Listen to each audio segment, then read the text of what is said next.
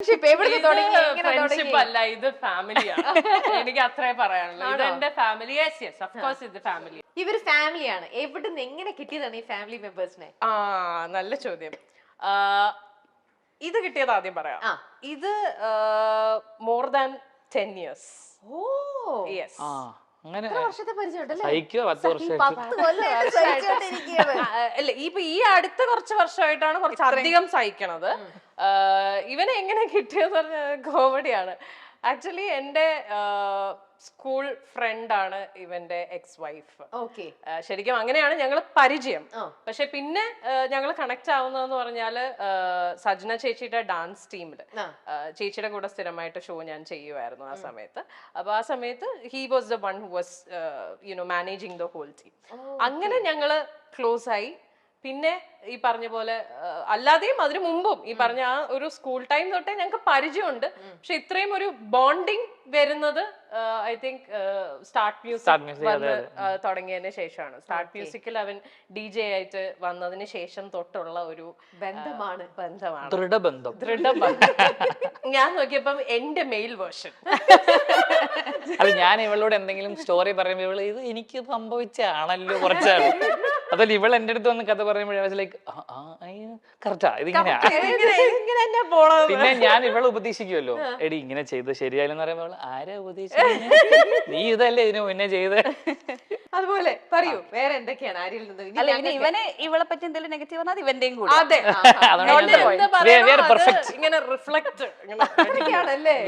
Perfect people. നമ്മൾ തമ്മിൽ അങ്ങനെ ഞങ്ങൾക്ക് ആരെയൊക്കെ ഒരു പ്രശ്നമില്ല. ആരെയും ഒബ്വിയസ്ലി അങ്ങനെയല്ലേ പറയൂ. ഞങ്ങൾ രണ്ടുപേരും സിമിലർ ആണ് പല കാര്യങ്ങളിലും. സോ എനിക്ക് ഞാൻ പറഞ്ഞ പോലെ തന്നെ എന്തെങ്കിലും ആരെയെ പറ്റി അത് ചെയ്യുന്നത് ശരിയല്ലെന്ന് പറഞ്ഞാൽ ഞാനും അങ്ങനെയാണ്. She will do the same thing to me. So അതുകൊണ്ട് എനിക്ക് പറയാൻ പറ്റില്ല. ഇപ്പൊ പറഞ്ഞ പോലെ തന്നെ ആര്യ ആൾക്കാരെ ഹേർട്ട് ചെയ്യാൻ ഭയങ്കര ബുദ്ധിമുട്ടുള്ള ആളാണ്. So she will get hurt herself. End of the day ഒരാള് ഹേർട്ട് ചെയ്യണ്ട എന്ന് വിചാരിച്ചിട്ട് ഇവൾ ഇങ്ങനെ ഹേർട്ട് ആയിക്കൊണ്ടിരിക്കും. നമ്മൾ പറയും അത് വേണ്ട നീ പറയാനുള്ള പറഞ്ഞ് ലൈക്ക് യു ജസ്റ്റ് ഇല്ല, അത് ഹേർട്ട് ആവും. അപ്പൊ നിങ്ങൾ ഇത്രയും ഫ്രണ്ട്സ്, ശരി എനിക്ക് ശരിക്കും എന്താ പറയാ ടച്ച് പൊടിയാട്ടോ ആര്യായിരിക്കും. ഇത്രയും നല്ലൊരു ഫ്രണ്ട്സ് ഒക്കെ ഇങ്ങനെ സപ്പോർട്ടിങ് സിസ്റ്റം ഉള്ളപ്പോഴേ ഇവരെല്ലാരും കൂടെ ചേർന്ന് ആര്യക്ക് എന്തെങ്കിലും ഒരു പ്രോബ്ലം വരുമ്പോഴോ അല്ലെങ്കിൽ ഒരു നമ്മൾ ഡൗൺ ആയിട്ടിരിക്കുമ്പോഴോ ഇവരെല്ലാരും കൂടെ ഒരുമിച്ച് നിന്ന് സപ്പോർട്ട് ചെയ്തിട്ടുണ്ടാവുന്ന അത് എന്തിനായിരിക്കും, എപ്പോഴായിരിക്കും? ഇഷ്ടം പോലെ ഇന്നലെ രാത്രി ഇന്നലെ രാത്രി വരെ കൃത്യം പറഞ്ഞ രാത്രി 1:30.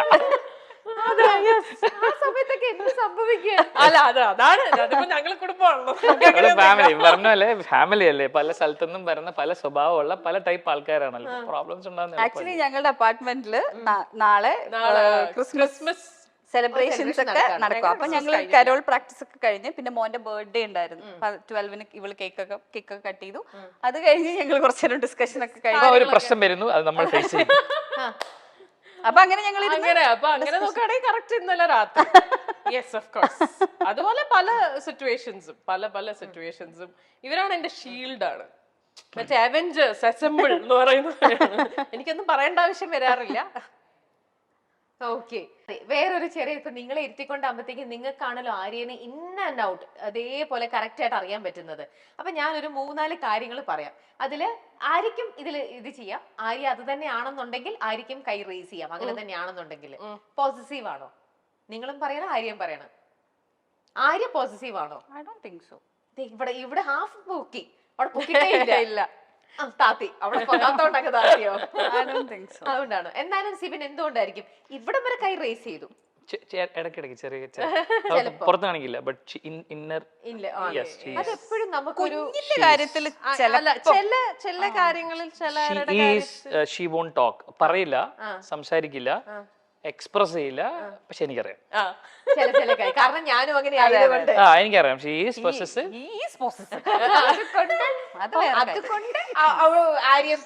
ഇല്ലല്ല, നീ സമ്മതിക്കുന്നുണ്ടോ ഇല്ലയോ ഇപ്പൊ മോളുടെ കാര്യത്തിൽ എനിക്ക് അവൾ എക്സ്പ്രസ് ചെയ്യില്ല.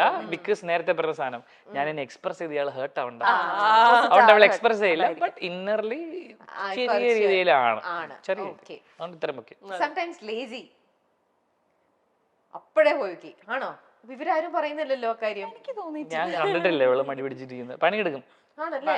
കട്ടയ്ക്ക് പണിയെടുത്തോണ്ടേയിരിക്കും. നീ മടി പിടിച്ചിരിക്കുന്നു പറയുന്ന സമയം നമ്മൾ റെസ്റ്റ് എടുക്കുന്ന സമയമാണ് ഗൈസ്. അതെ അതെ അത് മടിയല്ല.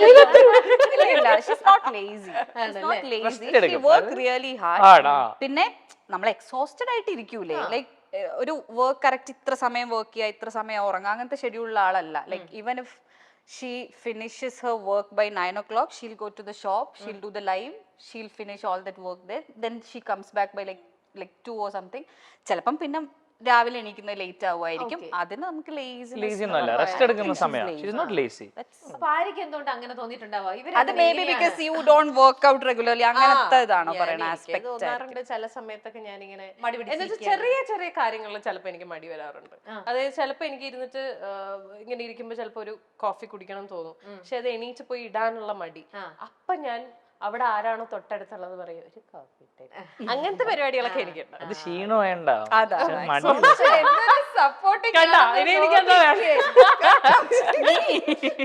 അത് അവരങ്ങനെ ഞാൻ ഫുൾ ടൈം റെസ്റ്റാ. ഞാൻ ഭയങ്കര എക്സോസ്റ്റഡ്. ഇവൻ താഴെ ഇരുന്നിട്ട് മേലെ വിളിച്ച് ചേച്ചി ഒരു ചായ ഇട്ടിട്ട് കൊണ്ടുവരുമോ. നിങ്ങൾ എല്ലാവരും ഒരേ ഫ്ലാറ്റിൽ തന്നെയാണ്? എന്റെ വീട്ടിൽ നിന്നാണ് രാവിലെ, അതാണ് ഞാൻ ചോദിച്ചത്. ഞാൻ രാവിലെ എണീറ്റിട്ട് ഞാൻ ചോദിച്ചു നീ രാവിലെ എങ്ങോട്ട് ഇറങ്ങി പോവാന്ന് ചോദിച്ചു. ഞാൻ നോക്കിയപ്പോ ഞാൻ റെഡി ആയിട്ട് ഇറങ്ങുമ്പോ ഇവ പതുക്കെ ഉറക്കൊക്കെ എണീറ്റ് ഇങ്ങനെ വരുന്നു. അപ്പൊ ഞാൻ ചോദിച്ചു നീ എവിടെ പോവാ? അത് എനിക്കൊന്ന് പുറത്തു പോകേണ്ട ആവശ്യമുണ്ട്, ഞാൻ റെഡി ആവാൻ പോവാന്നൊക്കെ പറഞ്ഞു. ഇങ്ങോട്ടാന്ന് എനിക്ക് ഇവിടെ ഡോർ ഇറങ്ങിയ പിന്നെ ഞാൻ എന്റെ ഫാസ്റ്റ് ഇറക്കി.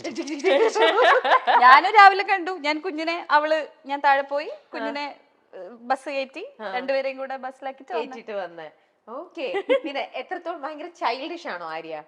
ചില കാര്യങ്ങൾ പറയുമ്പോൾ എനിക്കിപ്പോ സംസാരിക്കണ രീതിയൊക്കെ കണ്ടപ്പോ എനിക്ക് തോന്നി അയ്യോ ഇത് ഭയങ്കര വിവാദം ഉണ്ടാക്കിയ സംസാരമാണ് ബിഗ് ബോസില്.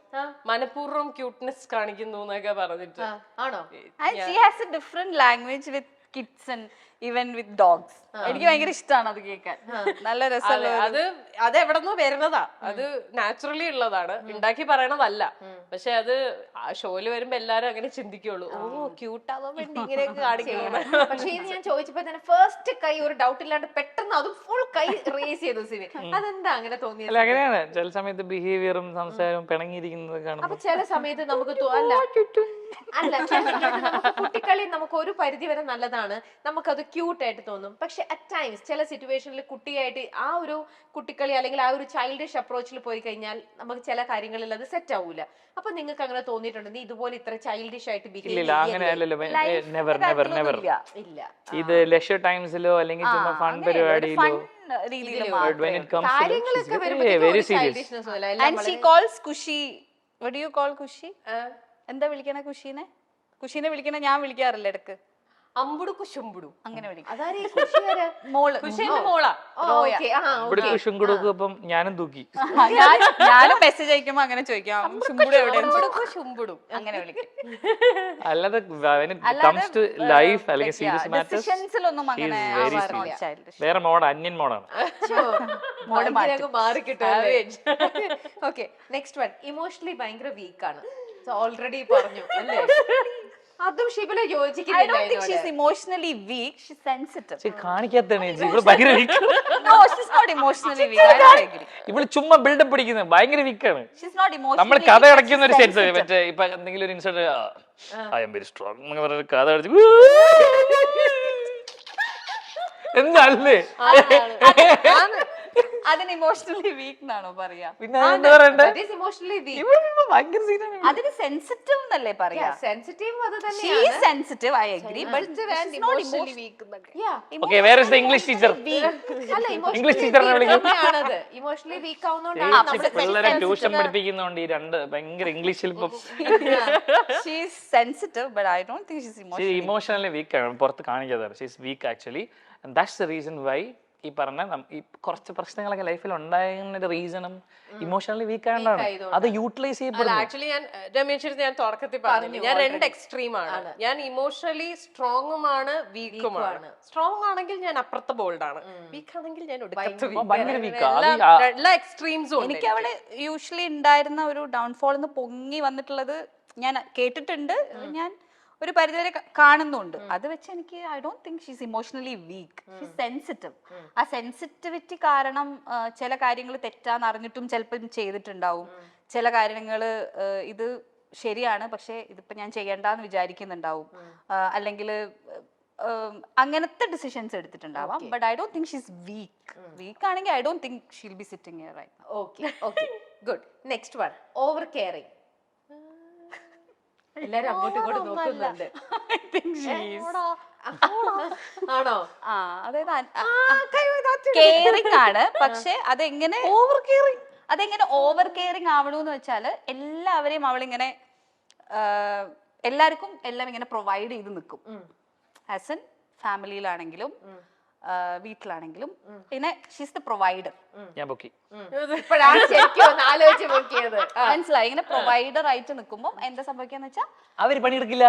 നമ്മൾ will have to be a provider for life time അല്ലേ? നമ്മൾ കൊടുത്തോണ്ടിരുന്ന നമ്മൾ കൊടുത്തോണ്ടേ. അതാണ് over caring. In that terms എങ്ങനെ സാധിക്കുന്നു?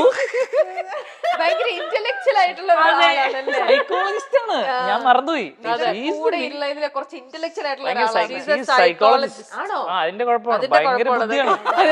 മുടിയെ കൂടുതലൊന്നും പറഞ്ഞു. അല്ല, അപ്പൊ സിബിൻ എന്തുകൊണ്ട് ആദ്യം ഒരു ഡൗട്ട്ഫുള്ളിൽ നിന്നു, പിന്നെയാണ് അല്ല ചേച്ചി സൈക്കോളജിസ്റ്റ് എന്നെ ഉണർത്തി. എന്തൊക്കെ കാര്യങ്ങൾ പറയണം. അല്ല എന്താ ദാറ്റ്സ് എ റീസൺ. ഞാൻ ഇപ്പൊ പറഞ്ഞ ചേച്ചി പറഞ്ഞ റീസൺ നമ്മൾ പ്രൊവൈഡർ ആണ്. അപ്പം ചില കാര്യങ്ങൾ നമുക്കൊരു 10 വയസ്സ് വരെ അല്ലെങ്കിൽ ഒരു കുട്ടീനെ നമുക്കൊരു 18 വയസ്സ് വരെയൊക്കെ നമുക്ക് നോക്കാം. അത് കഴിഞ്ഞ് കഴിഞ്ഞാൽ നമ്മൾ പിന്നെ അവരെ നോക്കിക്കൊണ്ടിരുന്ന നമ്മൾ ആക്ച്വലി അവരെ ദ്രോഹിക്കുന്നതിന് തുല്യമാണ്. അവർ ഇൻഡിപെൻഡന്റ് ആവണ്ടേ അല്ലെ? എല്ലാവരും ഇൻഡിപെൻഡന്റ് ആവണം ലൈഫിൽ. അപ്പൊ അതിന് നമ്മൾ ഒരു സ്പേസ് കൊടുക്കണം. നമ്മള് നീ പട്ടിണി കിടന്നു, പട്ടിണി കിടന്നവൻ പഠിക്കട്ടെ, അങ്ങനെ ചെയ്യില്ല. ഒരു കാര്യം പോയിന്റ് ഔട്ട് ചെയ്തിട്ട് മാറി ചേഞ്ച് ചെയ്യാൻ ഞാൻ പറഞ്ഞല്ലോ ഇന്നലെ രാത്രി 1:30 സംസാരിച്ച വിഷയം ഇതായിരുന്നു. എന്തുകൊണ്ട് ഇവരൊക്കെ ഇത്രയും സപ്പോർട്ടിംഗ് സിസ്റ്റം ഇവരൊക്കെ വളരെ ട്രൂ ആയിട്ടാണ് പറയണത്. ഇപ്പൊ നമ്മൾ കോൺഷ്യസ് ഒരു എഫേർട്ട് എടുക്കണ്ടേ? കോൺഷ്യസ് എഫേർട്ട് എടുക്കാൻ എന്റെ മനസ്സ് ഇനി എടുക്കണോ? കാലുവല്ലി പിടിക്കും. ഭീഷണിപ്പെടുത്തി അവളെ കൊണ്ട് നന്നാക്കിപ്പിക്കും അല്ലേ? ഇന്നലെയൊക്കെ അവസ്ഥ വരുമായിരുന്നു, കാലുവല്ലി പിടിക്കും. ഓക്കെ, ഇനി നെക്സ്റ്റ് വൺ, രാത്രി ജീവിയാണോന്ന്? രാത്രി ജീവിയാണ് ആണ്. നിങ്ങളൊക്കെ ഞങ്ങൾ കുടുംബത്തോടെ രാത്രിക്കാണ് ഉഷാർ.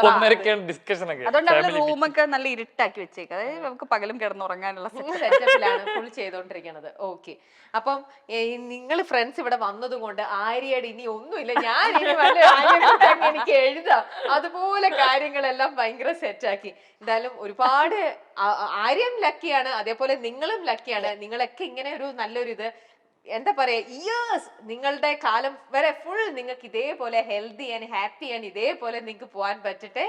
Thank you so much. Thank you so much, milestone maker.